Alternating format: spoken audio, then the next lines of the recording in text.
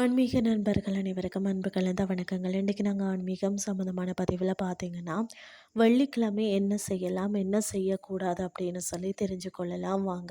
வெள்ளிக்கிழமை மகாலட்சுமி மற்றது அம்பிகை தேவிகளுக்கு அர்ப்பணிக்கப்பட்ட ஒரு புனித நாளாக தான் கருதப்படுகிறது. இந்த நாட்களில் சில செயல்களை செய்வதும் சில செயல்களை தவிர்ப்பதும் நல்லது.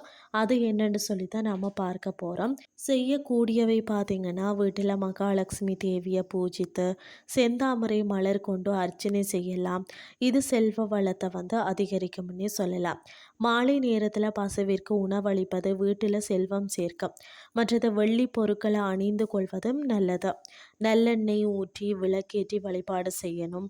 இதுவும் குபேரனின் அருளை பெற உதவும்னே சொல்லலாம். குலதெய்வம் மற்றது இஷ்ட தெய்வங்களை வழிபாடு செய்கிறதும் நல்லது. அடுத்தது பார்த்திங்கன்னா, அரச மரத்தடியில் இருக்கக்கூடிய விநாயகருக்கு தீபம் ஏற்றி வழிபாடு செய்கிறதும் பணவரவை அதிகரிக்கும்.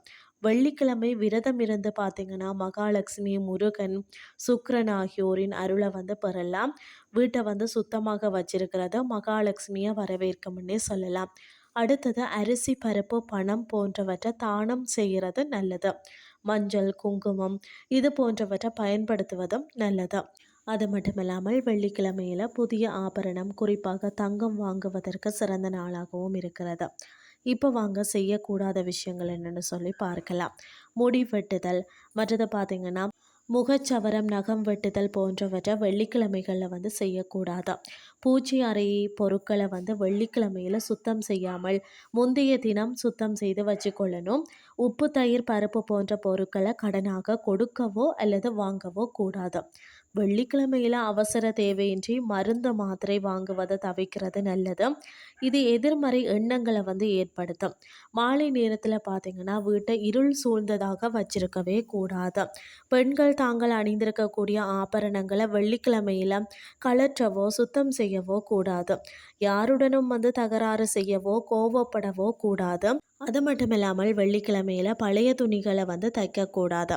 அழுக்கு துணிகளை சேர்த்து வைப்பது கடன் சுமையை அதிகரிக்கும்னே சொல்லலாம். அடுத்தது கருப்பு நிற ஆடை அணிவதை தவிர்க்கிறது நல்லது.